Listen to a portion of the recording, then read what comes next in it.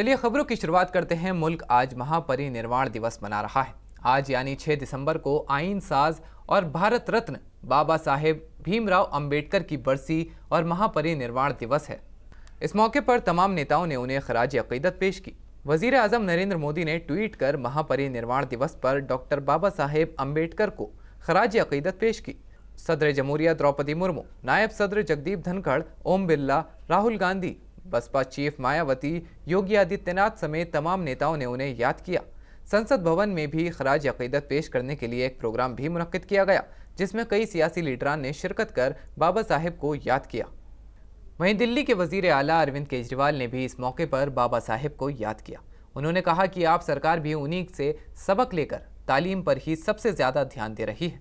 आज बाबा साहब अंबेडकर के महापरिनिर्वाण दिवस के अवसर पे मैं सभी लोगों से ये अपील करना चाहता हूँ कि हमें बाबा साहब अंबेडकर के जीवन से प्रेरणा लेनी है।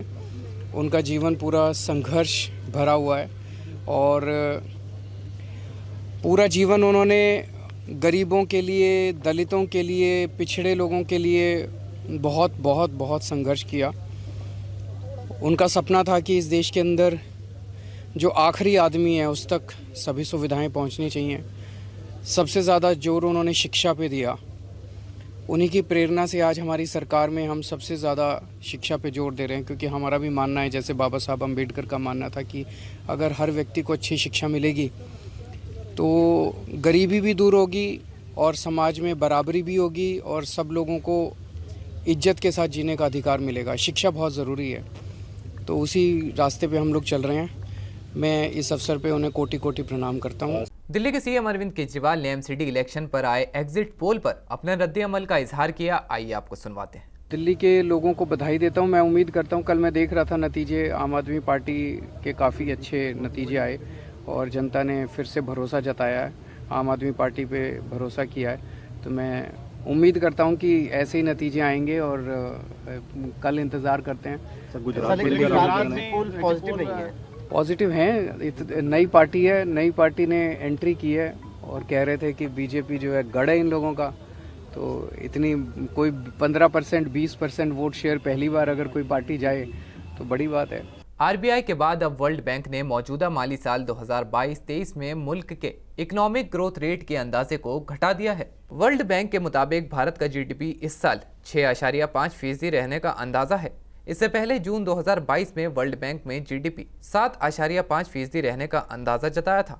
इंटरनेशनल मॉनेटरी फंड और वर्ल्ड बैंक की बैठक से पहले south Asia economic focus report जारी किया गया है, जिसमें वर्ल्ड बैंक ने ये बातें कही हैं। हालांकि उसका मानना है कि बाकी दुनिया के ममालिक के मुकाबले भारत तेजी के साथ रिकवर कर रहा है। लखीमपुर खीरी जिले के तिकुनिया में हुए तशद्दुद के मुलजिम मरकजी वजीर अजय मिश्रा टेनी के बेटे आशीष मिश्रा उर्फ मोनू की मुश्किलें अब बढ़ गई हैं। आशीष मिश्रा समेत 13 मुलजिमीन ने इस मामले में खुद को बेगुनाह साबित करने के लिए एडीजे कोर्ट में एक अर्जी दाखिल की थी, जिसे अदालत ने खारिज कर दिया है। लखीमपुर खीरी की जिला अदालत ने आशीष मिश्रा समेत सभी मुलजिमीन के खिलाफ 6 दिसंबर को इल्ज़ाम तय करने की तारीख भी मुकर्रर कर दी है। इन मुलजिमीन ने कोर्ट में अर्जी के जरिए अपना मौक़िफ़ रखते हुए कहा था कि हम वाक़े में शामिल ही नहीं थे, इसलिए हम पूरी तरह बेगुनाह हैं। लेकिन कोर्ट ने मुलजिम की अर्जी को खारिज कर दिया है। अब इस मामले में इल्ज़ाम तय होने के बाद गवाहों के बयान दर्ज होने शुरू किए जाएंगे। उधर कांग्रेस लीडर कन्हैया कुमार ने बीजेपी पर तंज कसते हुए कहा है कि मोदी है तो मुमकिन है नहीं, बल्कि मोदी है तो महंगाई है। कुछ नौजवान अपनी छत पे खड़ा होकर के मोदी मोदी कह रहे थे। हम बिल्कुल चिंतित नहीं हैं, हम स्वागत करते हैं उनका, वो कहें, क्योंकि हम जानते हैं वह दिन दूर नहीं है कि वो मोदी मोदी नहीं महंगाई महंगाई चिल्लाएंगे। हम लोग बिल्कुल चिंतित नहीं है, क्योंकि हम ये समझते हैं कि उनका जो नारा है ना, मोदी है तो मुमकिन है, ये असली बात नहीं है।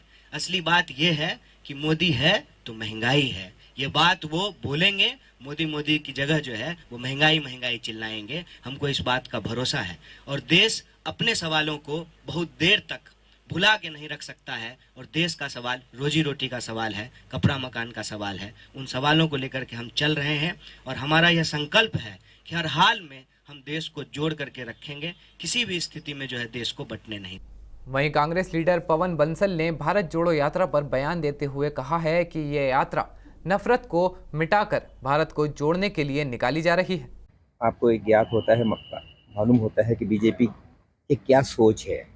राहुल गांधी ने एक काफ़ी समय पहले, बल्कि जो हमारा उदयपुर पे आपस में एक सम्मेलन हुआ था, वहाँ फैसला हुआ था ये पदयात्रा का कि कन्याकुमारी से लेके कश्मीर तक उन्होंने जाना है और 5 महीने का ये प्रोग्राम है।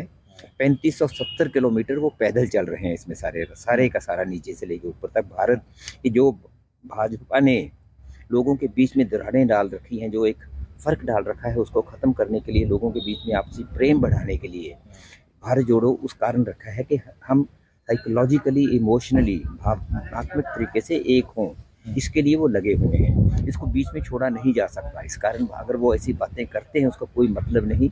उसको मैं समझता हूँ हमें कोई जिक्र भी उसकी करने की, कोई उस पर रिस्पॉन्स की भी हमें किसी ढंग की ज़रूरत नहीं। राहुल गांधी को जगह जगह बहुत जोश भरा उत्साह के साथ एक लोगों से स्वागत हो रहा है और बड़ी बड़ी तादाद में 1-1 लाख से भी ज़्यादा लोग, गिनती के अगर आप कहें आधा घंटा वो दोनों तरफ से ख़त्म नहीं होता जो जितने लोग उनके साथ चल रहे होते हैं। कांग्रेस लीडर सुप्रिया श्रीनाथे ने पीएम मोदी को लेकर निशाना साधा है। उन्होंने कहा है कि पीएम मोदी छुई मुई क्यों बने हुए हैं। पीएम को थोड़ी आलोचना सुननी चाहिए। जब प्रधानमंत्री अपने पद की गरिमा को भूलकर उल जलूल बातें करते हैं, उल जलूल टिप्पणियां करते हैं, तो सुनने को भी तैयार हैं। हम उनकी बिल्कुल इज्जत करते हैं। लेकिन मैं आपसे पूछना चाहती हूं, ये छुई मुई बन के प्रधानमंत्री जी क्यों रहते हैं? आप छुई मुई हैं क्या? अरे आप देश के प्रधानमंत्री हैं, आपकी 10 आलोचना करी जाएगी, आपसे 10 सवाल पूछे जाएंगे। देश ने आपको चुनकर इतने सर्वोच्च पद पर बिठाया, तो आपकी जवाबदेही तय नहीं होगी। एक सवाल पूछ लो तो प्रधानमंत्री की बेइज्जती कर रहे हैं, एक सवाल पूछ लो तो इसका बदला कौन देगा? अरे कब तक अपने बददिमाग प्रवक्ताओं के पीछे छुपे रहिएगा? और ये छुपे रहने की आदत छोड़ दीजिए, क्योंकि प्रधानमंत्री जब वैधव्य झेलती हुई हमारी प्रेसिडेंट को कांग्रेस की विधवा कहते हैं, और एक मां को जर्सी गाय कहते हैं, और एक पत्नी को 50 करोड़ की गर्लफ्रेंड कहते हैं, एक चुनी हुई मुख्यमंत्री के साथ दीदी ओ दीदी करते हैं, तब उनकी गरिमा कहां चली जाती है? कहां है प्रधानमंत्री पद की गरिमा जब वो अचार के डब्बे पर कहते हैं औरत की फोटो लगा दो, अचार बिकने लगेगा? कहां है प्रधानमंत्री पद की गरिमा की एक चुनी हुई सांसद को, अपने बगल में जो सामने बैठी हुई सांसद को सूपनखा कहते हैं? क्या है प्रधानमंत्री पद की गरिमा की प्रधानमंत्री को रेनकोट पहनकर नहाता हुआ कहते हैं? तो आप सब बोलिए और हम वो सहते रहें, और आपसे अगर एक भी तीखा सवाल पूछ लिया जाए तो आप छुई मुई हैं। अरे आप देश के प्रधानमंत्री हैं, हिंदुस्तान के प्रधानमंत्री हैं। थोड़ा सीना चौड़ा करिए और बातें सुनिए, आलोचना सुनिए। इस पद पर बैठा हुआ व्यक्ति आलोचना भी सुनता है, समाधान भी करता है।